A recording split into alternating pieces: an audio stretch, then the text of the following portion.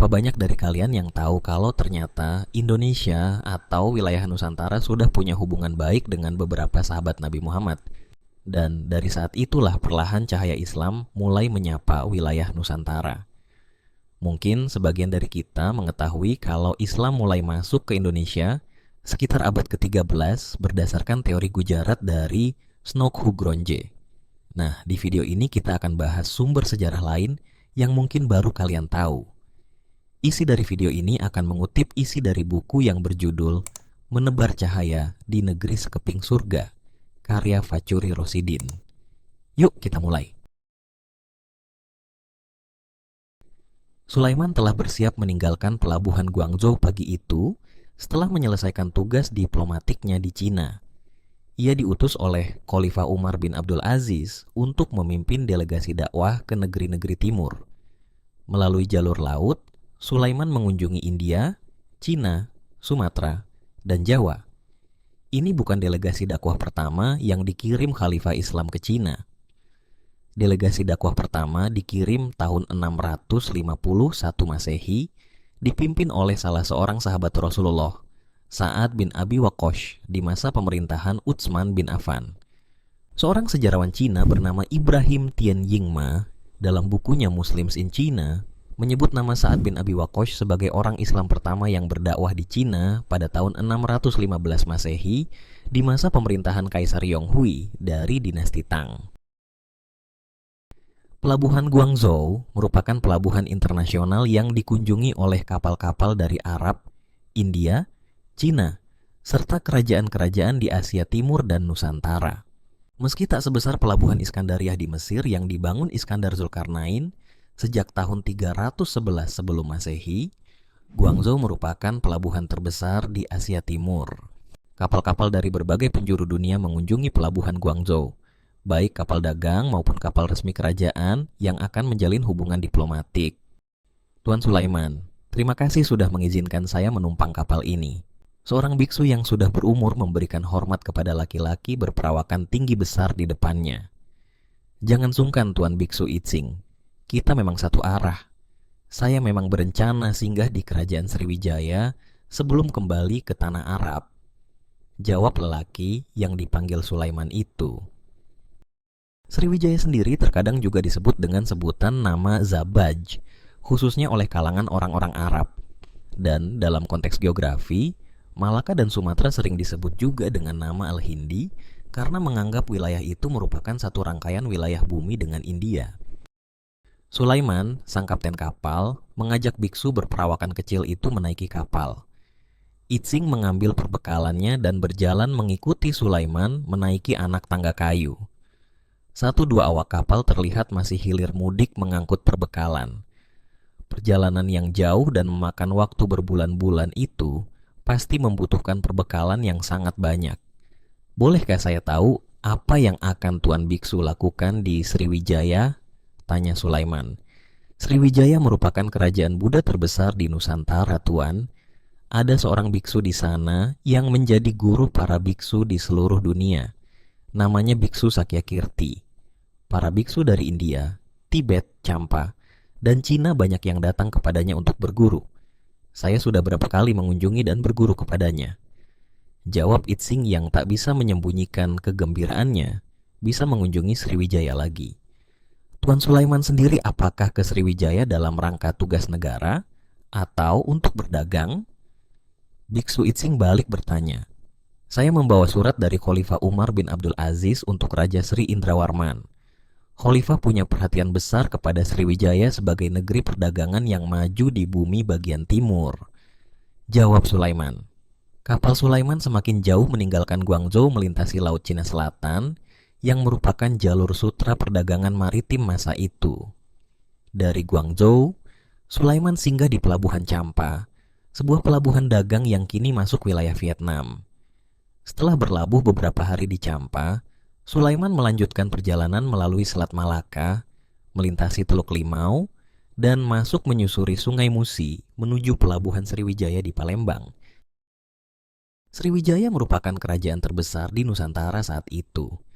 Kerajaan ini didirikan oleh Dapuntahyang Sri Jayanasa pada tahun 671 Masehi.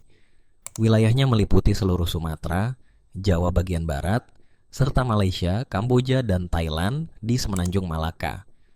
Letaknya yang strategis di jalur sutra perdagangan dunia, membuat pelabuhan-pelabuhan Sriwijaya seperti Barus di pantai barat Sumatera, Lamuri di Aceh, dan Palembang di pantai timur menjadi tempat persinggahan kapal-kapal dagang dari Nusantara, Cina, India, dan Arab.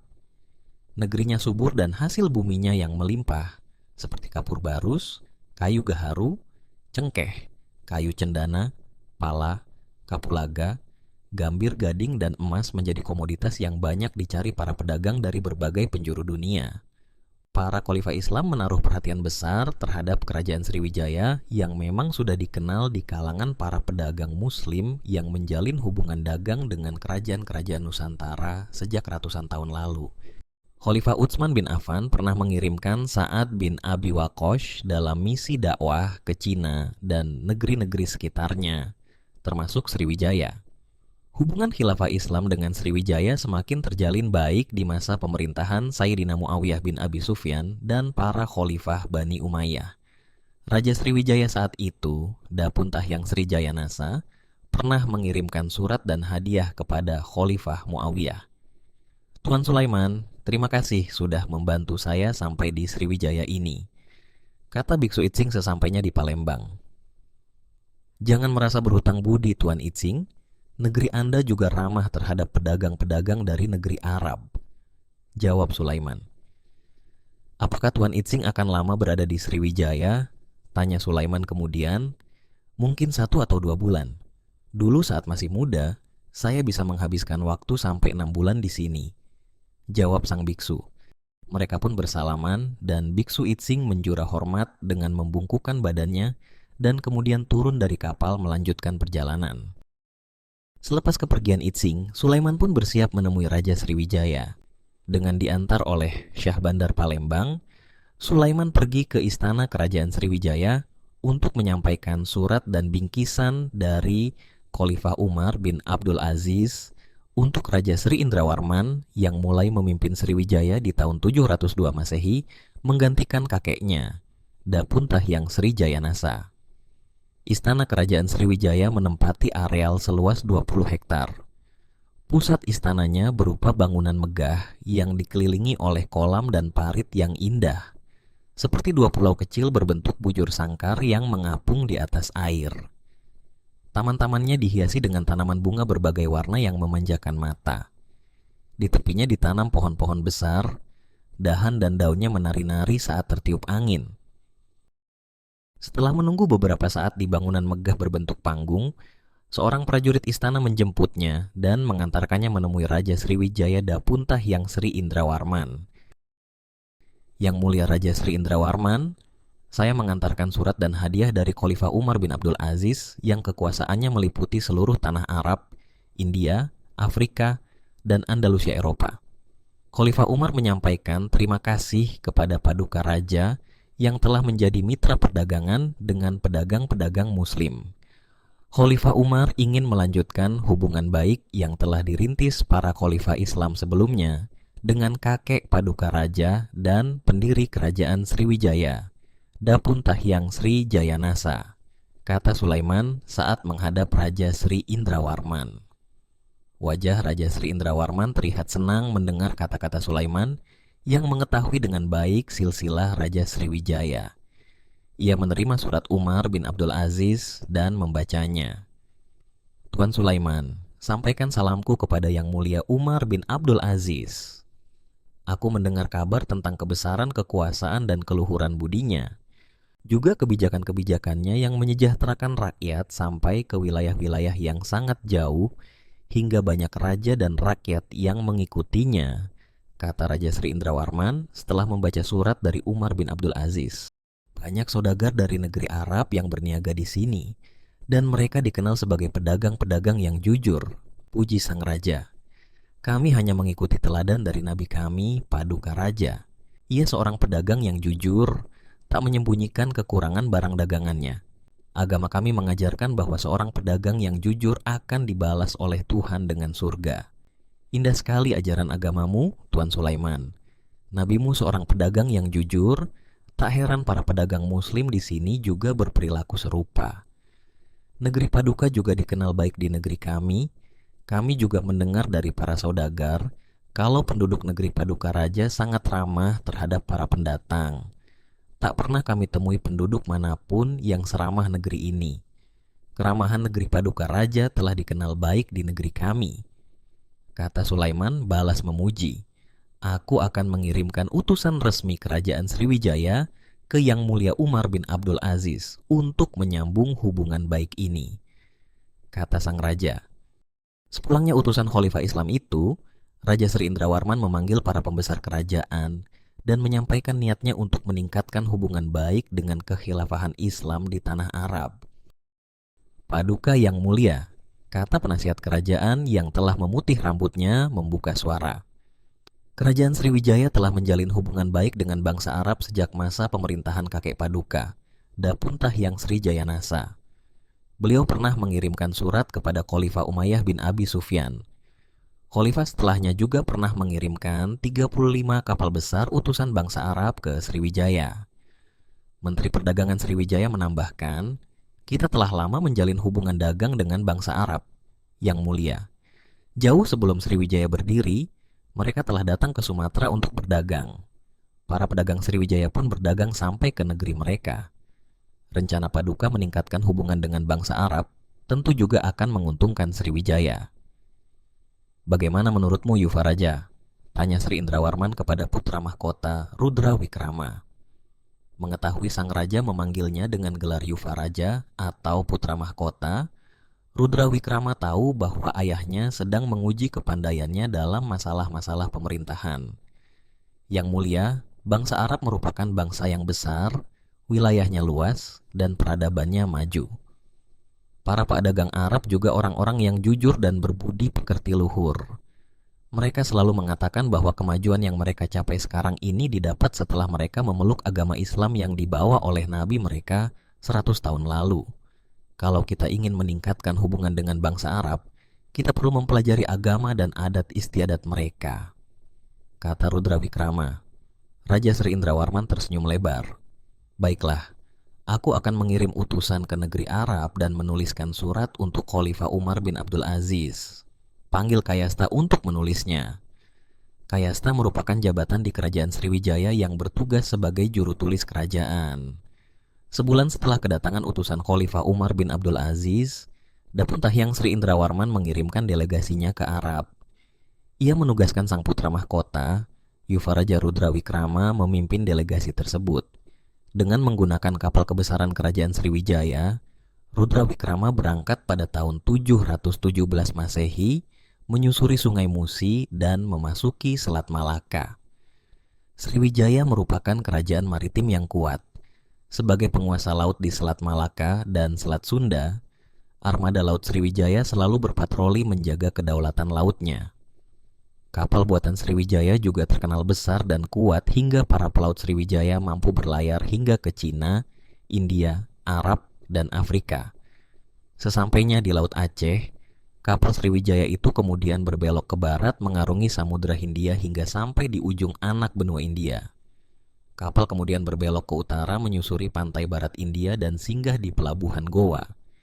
Dari Goa, kapal melanjutkan perjalanan hingga memasuki Teluk Oman dan singgah di Muscat, sebuah pelabuhan internasional di ujung tenggara Oman yang termasuk wilayah kekuasaan Khilafah Islam di bagian selatan. Setelah beristirahat beberapa hari, Rudra Wikrama pun melanjutkan perjalanan menyusuri Teluk Persia hingga sampai di Bashrah. Rudra Wikrama menemui Khalifah Umar bin Abdul Aziz di pusat pemerintahannya di Bashrah, Irak. Ia tak menduga kalau penguasa terbesar di dunia itu masih berusia muda. Tapi di usia semuda itu, wilayah kekuasaannya membentang ke timur hingga perbatasan Cina. Di bumi bagian barat, kekuasaan Umar sudah sampai di Afrika. Islam juga telah sampai di Eropa dan disambut penduduk yang hidup menderita di bawah pemerintahan Raja God di Spanyol. Salam hormat untuk Yang Mulia Umar bin Abdul Aziz, penguasa yang kekuasaannya membentang dari ujung timur hingga ujung barat. Saya Rudra Wikrama, putra mahkota kerajaan Sriwijaya. Saya menyampaikan salam dari Raja Sriwijaya Dapunta Hyang Sri Indrawarman, penguasa Selat Malaka, yang armada lautnya menjaga keamanan kapal-kapal dagang Arab dan Cina. Kata Rudra Wikrama menyapa Khalifah Umar bin Abdul Aziz. Senang sekali mendapat kunjungan putra seorang raja bijaksana dari negeri Sriwijaya. Saya telah mendengar banyak tentang Sriwijaya, negeri sekeping surga yang subur dengan banyak hasil kekayaan alam. Selamat datang di tanah Arab, sambut Khalifah Umar ramah.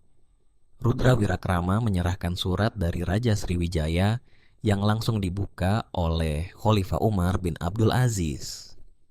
Surat tersebut terdokumentasikan dalam buku sastrawan Andalusia yang berjudul Al-Iqd Al-Farid karya Ibnu Abdil Robih. Dan isi surat tersebut kurang lebih maknanya, dari raja sekalian para raja yang juga adalah keturunan ribuan raja, yang istrinya pun adalah cucu dari ribuan raja, yang kebun binatangnya dipenuhi ribuan gajah, yang wilayah kekuasaannya terdiri dari 2 sungai, yang mengairi tanaman lidah buaya, rempah wangi, pala dan jeruk nipis, yang aromanya harum menyebar hingga 12 mil. Kepada raja Arab yang tidak menyembah Tuhan-Tuhan selain Allah, aku telah mengirimkan kepadamu bingkisan yang tak seberapa sebagai tanda persahabatan. Kuharap engkau sudi mengutus seorang untuk menjelaskan ajaran Islam dan segala hukum-hukumnya kepadaku. Surat dari Raja Sriwijaya itu menandai babak baru hubungan kerajaan Sriwijaya dengan kekhalifahan Islam. Khalifah Umar bin Abdul Aziz lalu mengirim para cendekiawan muslim ke Sriwijaya dan menjadi penasihat kerajaan. Para khalifah selanjutnya juga melanjutkan kebijakan Khalifah Umar dan mengirimkan ulama-ulama untuk berdakwah di wilayah pelabuhan-pelabuhan dagang seperti Barus, Lamuri, dan Palembang. Di pantai barat Sumatera, para ulama masuk ke Sriwijaya melalui Pantai Barus dan Pulau Nias. Tahun 851 Masehi, seorang ulama bernama Sulaiman datang dan berdakwah di Pulau Nias. Ulama lain bernama Said Mahmud berdakwah di daerah Barus, 70 km sebelah utara Sibolga, dan makamnya hingga sekarang masih bisa dijumpai. Di pantai timur Sumatera, para ulama masuk ke Sriwijaya melalui pelabuhan Lamuri, 40 km sebelah timur Banda Aceh. Keberhasilan dakwah di Aceh kemudian berbuah lahirnya beberapa kerajaan besar seperti Pureolak, Samudera Pasai, dan Aceh Darussalam yang kemudian menggantikan peran Sriwijaya sebagai penguasa Selat Malaka.